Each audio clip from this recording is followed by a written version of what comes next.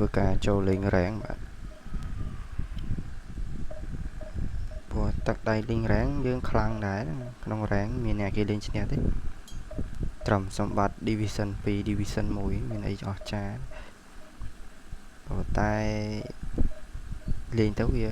ខ្លះចាញ់វាខ្លះឈ្នះនេ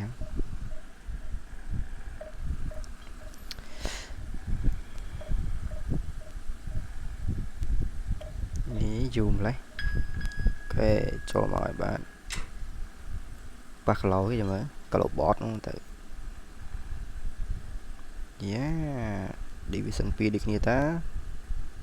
អាចក្លាំគ្នាបាន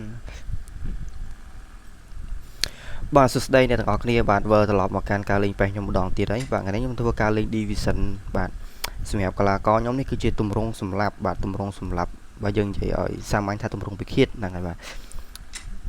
នេះគឺជាកីឡាករខាង enemy បើយើងនិយាយភាសាមួយបាយខាងគូបប៉ាបាទមើលទៅកីឡាករគេក៏លេងជារបៀប quick counter បាទ quick counter ដោយលោកគ្រូអីគេស្ទុកគូវស៊ីមិនទេនេះមានអីប៉ុណ្ណេះអាចស៊ីគេបានទម្រង់ប៉ុណ្ណេះអាចស៊ីបានបាទហើយយើងធ្វើការ defend វាទីសិនអត់កើតទេកីឡាករយើងការអញ្ចឹងយើងត្រូវ defend វាបន្តិចដើម្បីឲ្យយូរទៅកីឡាករយើងវាកាក់ដល់បើយើងមិន defend ទៀតដេញហិតក្តិតអាចគេមិនបណ្ដោយបាទឥឡូវយើង